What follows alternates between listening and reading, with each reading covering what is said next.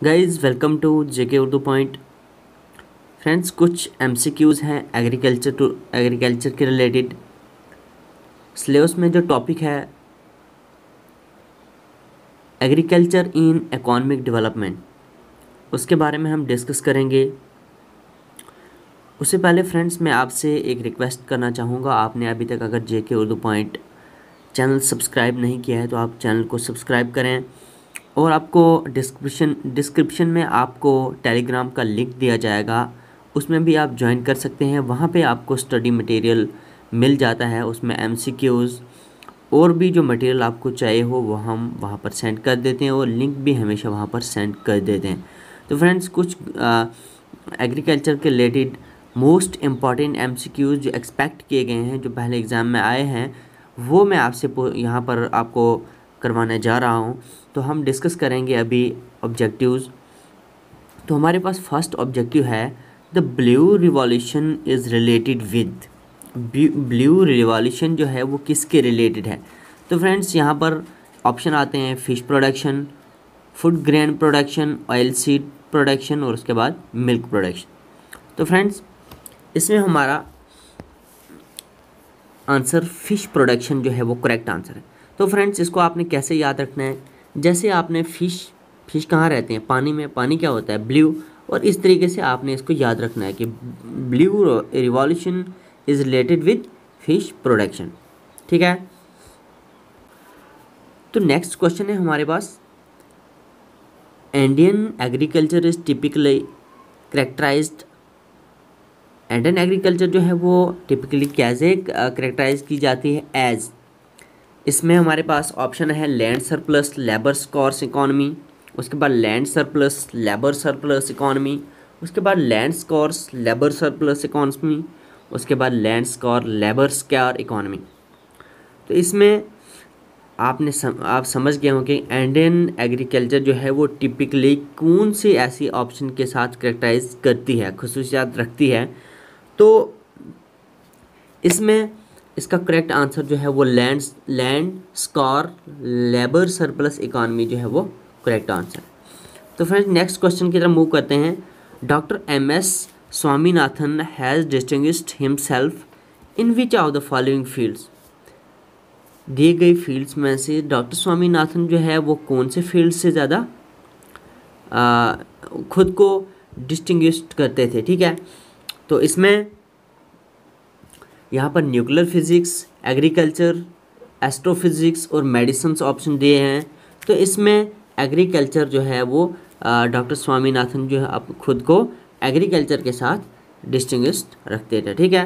तो नेक्स्ट हम डिस्कस करेंगे the green revolution in India was the outcome of the effort of who amongst the following. दिए गए लोगों में से कौन सा ऐसा शख्स है या कौन सा ऐसे शख्स ने एफर्ट्स लगाए हैं किसको? ग्रीन रेवोल्यूशन इंडिया के अंदर आउटकम लाने के। ठीक है। तो इसका ऑप्शन जो है वो एम.एस. स्वामीनाथन ही करेक्ट आंसर है, क्योंकि इन्होंने ही ग्रीन रिवॉल्यूशन के अंदर एक अच्छी एफर्ट लगाई थी और अच्छा आउटकम जो है वो इंडिया के अंदर दिया था किसको? ग्रीन रिवॉल्यूशन को। ठीक है। नेक्स्ट मूव करते हैं the national bank for agriculture and rural development, NABARD भी हम इसको शॉर्ट में कहते हैं, या was establish in the year. तो यहाँ पर हमारे पास ऑप्शन है 1970, 1975, उसके बाद 1977, 1982। तो हमारे पास इसका सही ऑप्शन जो है वो 1982 है। 1982 इसका सही आंसर। ठीक है।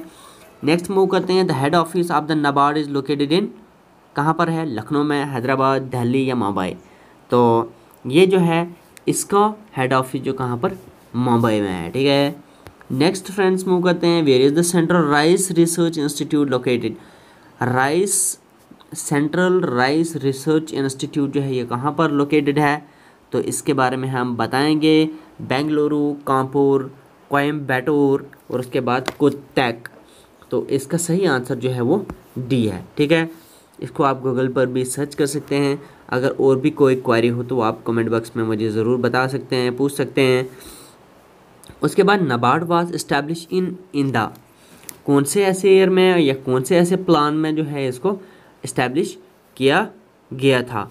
तो इसको यहाँ पर ऑप्शन है 4 5 year plan, 5 5 year plan, 6 5 year plan और 8 5 year plan.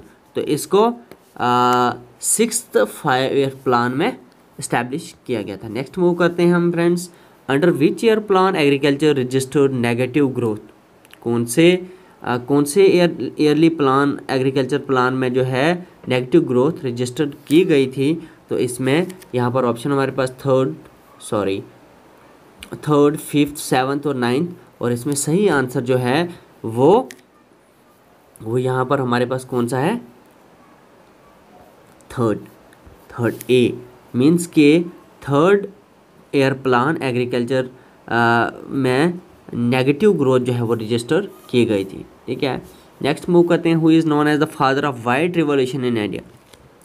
Most important question है, पूछा जा सकता है कि father of white revolution in India कौन है। तो इसमें MS स्वामीनाथन आपका पहला यही हो गया कि हमने डॉक्टर स्वामीनाथन ने जो है वो इसमें ब्लू रिवॉल्यूशन में बहुत सारी काम किया है, बहुत सारे एफर्ट लगाए हैं। तो आप गलत ना कीजिए, आप जल्दी जो है वहाँ डॉक्टर स्वामीनाथन या MS स्वामीनाथन वहाँ पर ऑप्शन होगा तो आप जल्दी ये टिक करके आएंगे।